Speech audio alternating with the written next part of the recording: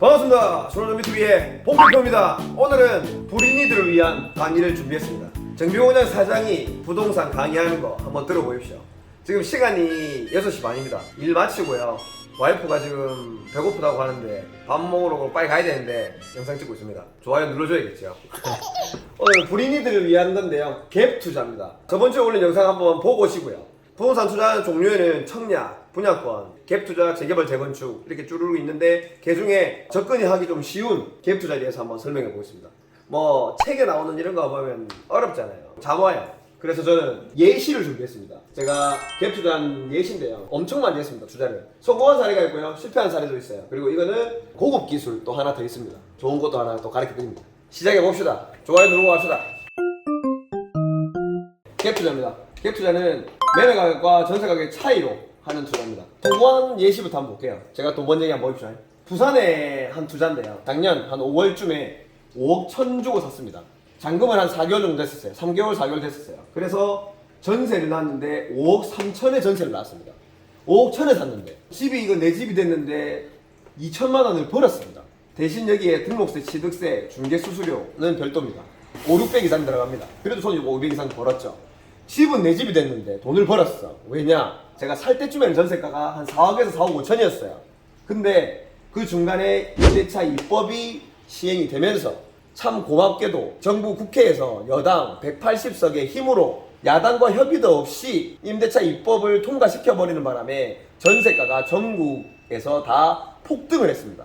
그 임대차 입법에 대한 얘기는 예전에 한번 해놓은 영상이 있어요. 간단하게 두 겁니다. 전세가 2년 살 수 있었는데 요새는 계약갱신권을 청구해서 4년까지 살 수 있고요, 최대. 그리고 전세금도 5%밖에 못 올리는 2년 뒤에 그런 법안을 갑자기 통과시켜버렸어요. 심지어 소급 적용.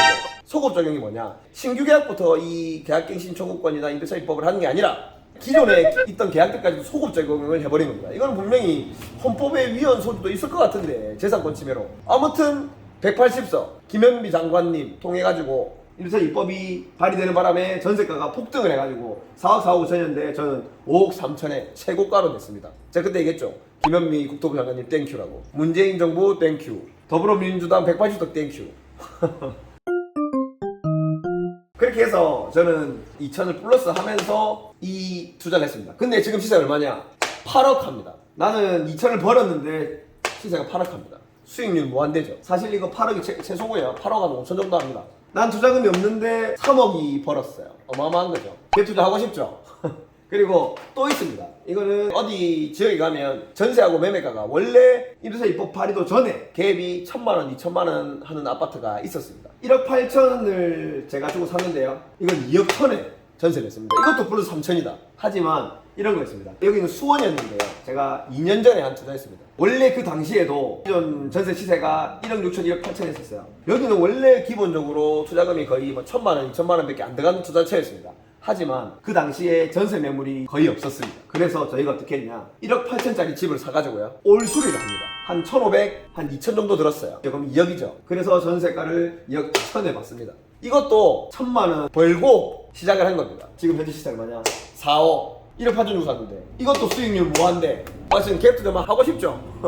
돈 이렇게 벌 수 있습니다. 하지만 여기서는 이제 양도세도 내야 되고 중간에 세금이 좀 있는데 재산세가 있어요. 재산세는 크지 않습니다. 뭐 10만원, 20만원, 30만원 내니까 그거는 개의치 않는데 양도세가 심합니다. 그래서 매도 계획도 세우고 나와야 되지만 그런 어려운 문제는 패스. 이런 것들만 있는 게 아니고 이제 또 실패한 사례로 갑시다. 실패한 사례 보면 눈물 납니다. 이거 봤을 때는 막 갭투자 막 달려가고 싶은데 막 수원도 달려가고 싶고 부산에 어디 막 달려가고 싶을 겁니다. 근데 실패한 사례 보면 다시 이제 집에 앉을 겁니다. 이 실패 예시는 경상도에 있는 어디 모 지역입니다. 제가 2017년에 한 개 아니고 두 개나 샀어요. 한 아파트를. 제가 미쳤지. 한 개는 35평짜리인데 매매가 2억 4,500. 한 개는 1억 8,900. 당시에 샀었을 때 25평이었습니다. 전세가가 2억 2천. 이거는 전세가 1억 7,500으로 시작했습니다. 2,500만 원으로 내 집이 된 거고 1,400만 원으로 내 집이 됐습니다. 나는 오를 줄 알았어요 그때. 근데 2년 뒤에 전세 세입을 다시 받을 때쯤에 저는 팔락을 했는데 그 당시에 제가 실수가 있었습니다. 입주 물량도 엄청 많았었고 해서 완전 실패했죠. 그때 전세가가 얼마가 됐냐? 1억 5천이었습니다. 내가 2억 2천에 전세를 놨는데 이때 매매가 시세도 1억 9천이었습니다. 벌써 5,500만 원이나 까먹은 거예요. 나는 2,500 주고 샀는데 내가 이 집을 팔라고 하면 사는 사람한테 2,500을 더 줘야 팔 수 있는 거예요. 그만큼 엄청난 실패한 투자죠. 도저히 나는 이거 다 손해보고 못 팔겠다. 그래서 어떻게 했냐? 돈으로 떼었습니다. 2억 2천을 1억 5천 전세에 놓으면서 이 7천만 원을 이 나가는 세입자한테 돈으로 줬습니다. 부동산은 돈 많으면 이길 수 있어요. 버틸 수 있어요. 그리고 25평은 1억 7천5백에 났는데 2년 뒤에 1억 2천이 됐습니다. 역전세가 5,500 났습니다. 그때 시세가 1억 4천, 또 4,900. 손해가 너무 많으니까 내가 와 도저히 억울해서 안 되겠는 거예요. 그래서 돈을 막 어떻게든 모아가지고 막 끄덕끄덕 모아가지고 이 두 개를 동시에 1억 2,500만 원이라는 걸 역전세에 막았습니다. 무섭죠? 갭투자 무섭죠? 이런 거를 못 줘가지고 사람들이 전세 세입자가 뭐 기존 집주인한테 소송하고 내 전세금 내달라 이런 위험도 있는 겁니다. 전세가.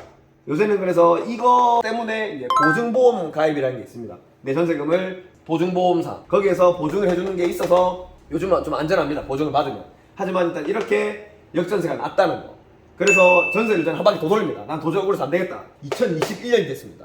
지금 현재 저 진행형입니다. 최근에 오늘 25병 처리를 했고 일주일 전에 35병짜리 또 처리를 했어요. 어떻게 했냐? 이거를 2021년도인데 전세가가 임대차 입법 때문에 5%밖에 못 올리게 됐습니다. 현재 전세 시세는 1억 한 8천에서 9천이 돼요.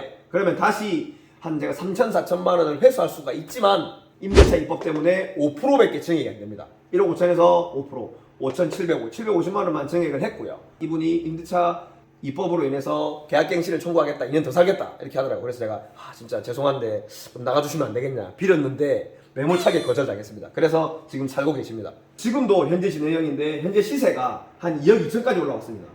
그때 1억 9천이었는데 3천 올라왔죠. 돈 이렇게 넣어가지고 3천 다시 벌은 거예요. 번 게 아니지.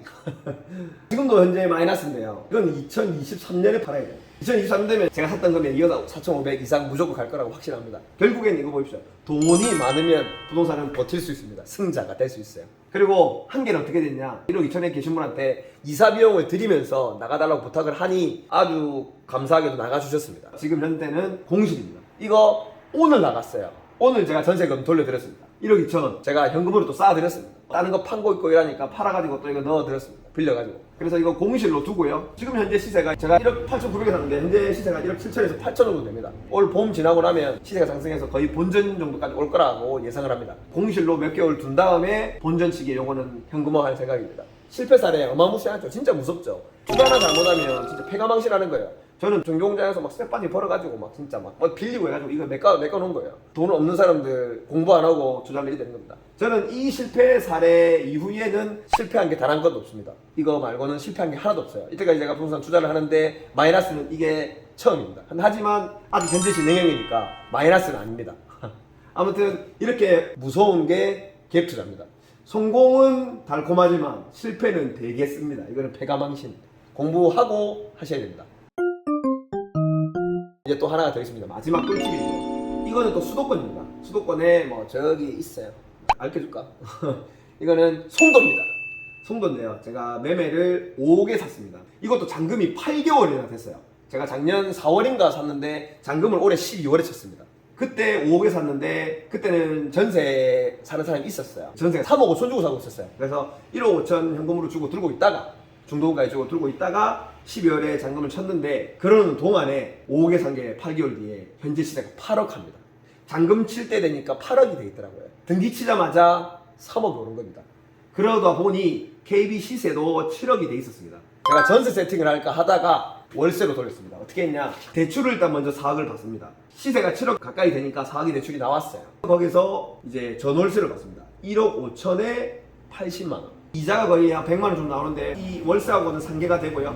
1억 5천이 들어오죠. 이 두 개를 포함해서 플러스 5천 투자가 되는 겁니다.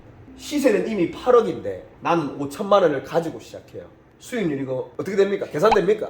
완전 무한됩니다. 이런 전월세로 하는 세팅도 됩니다. 대신에 KB 시세가 이렇게 되니까 이 사람은 이 1억 5천 떼일 염려도 없이 보증보험 가입도 됩니다. 보증보험 가입되는 조건으로 제가 전월세를 이렇게 놓은 겁니다. 이런 방법이 있다는 거. 그래서 공부를 하시라는 거. 일단 내 집 주위에 있는 아파트부터 얼마인지 시세를 알아두는 걸로 시작합시다. 도움이 됐나요? 쉽죠? 나는 그냥 실사례로 얘기하니까 조금 더 와닿았을 거라 생각합니다. 정명호장 사장이 불인이들을 위한 부동산 설명 갭투자 한번 해봤습니다. 도움이 되셨으면 구독과 좋아요 한번 눌러주고요. 시청 지속 시간이 중요합니다. 중간에 좀 끊지 말고 계속 틀어주세요. 감사합니다. 오늘도 화이팅 하십시오. 토요일입니다. 불토! 난 오늘 또 술 한잔 먹습니다. 혼자서 유튜브 보면서 먹을 거예요. 부동산 유튜브 보면서. 감사합니다.